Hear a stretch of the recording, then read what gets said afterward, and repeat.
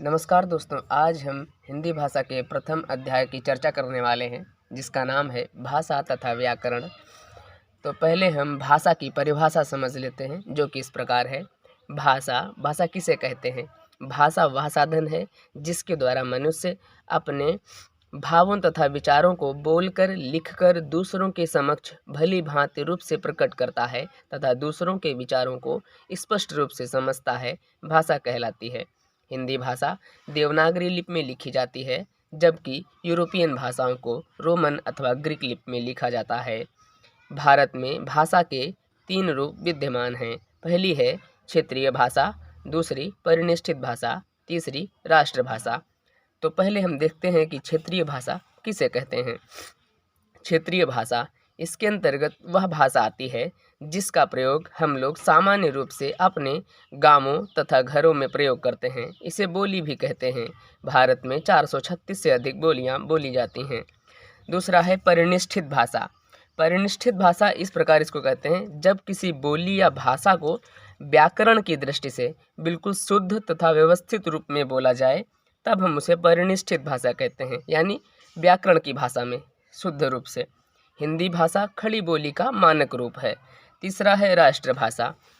राष्ट्रभाषा किसी भी देश की परिनिष्ठित भाषा का प्रयोग बड़े स्तर पर जब बहुसंख्यक जनता प्रयोग करने लगती है, तब हम उसे राष्ट्रभाषा कहते हैं। अब है भारत की राष्ट्रभाषा हिंदी है। हिंदी भाषा का विकास। हिंदी का विकास आधुनिक आर्य भाषाओं के प्रभाव में हुआ। खड़ी बोली शोरसैनी अपभ्रंश से अलग हुई थी या पश्चिमी उत्तर प्रदेश, दिल्ली, हरियाणा के बड़े क्षेत्रों में बोली जाती थी। मुस्लिम रचनाकारों में विशेषकर अमीर खुसरो ने इस भाषा में रचनाएं लिखी हैं तथा इसे हिंदवी कहा या प्रश्न काफ़ी कई बार पूछा जाता है। ऐतिहासिक एवं भौगोलिक दृष्टि से हिंदी की 5 उपभाषाएं हैं।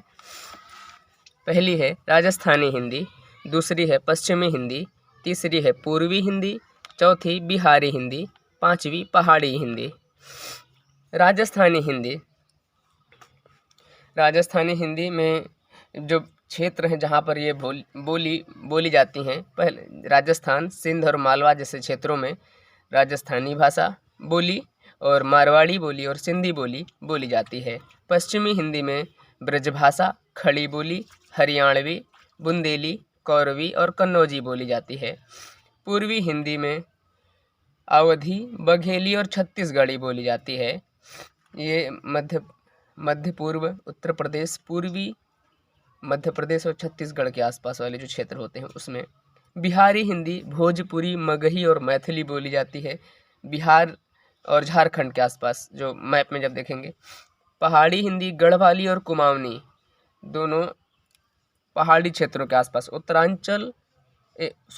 उत्तराखंड और हिमाचल प्रदेश में। अब हम इसके कुछ महत्वपूर्ण प्रश्नों के विषय में बात कर लेते हैं जो हर बार पूछे जाते हैं।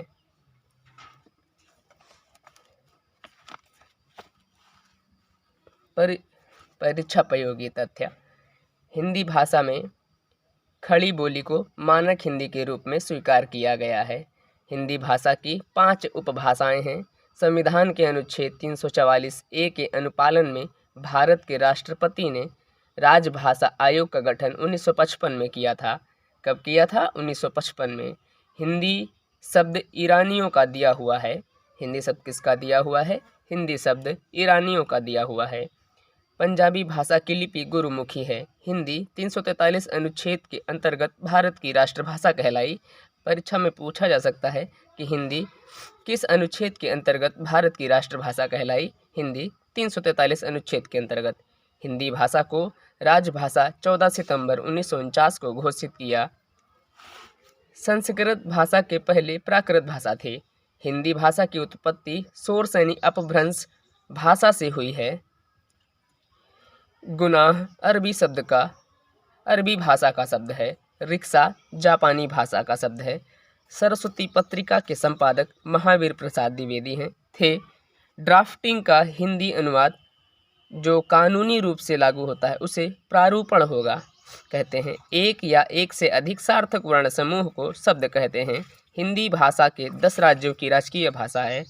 हिंदी भारत के 10 राज्यों की राजकीय भाषा है, इसलिए उसे राष्ट्रभाषा का दर्जा दिया गया है, क्योंकि ज़्यादा से ज़्यादा अधिकांश जनसंख्या उसी का प्रयोग करती है। महर्षि ऋषि दंडी के अनुसार शब्द की ज्योति न जली होती तो विश्व अंधकारमय होता।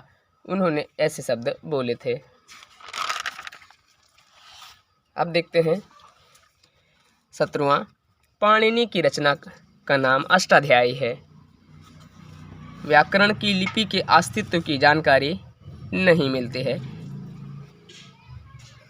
हिंदी भाषा को मानक रूप प्रदान करने का सर्वप्रथम प्रयास किशोरीलाल वाजपेयी ने किया। स्वामी दयानंद सरस्वती ने सत्यार्थ प्रकाशन की रचना हिंदी भाषा में की।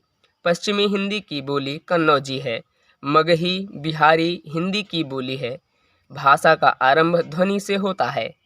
भाषा का आरंभ किससे होता है? भाषा का आरंभ ध्वनि से होता है।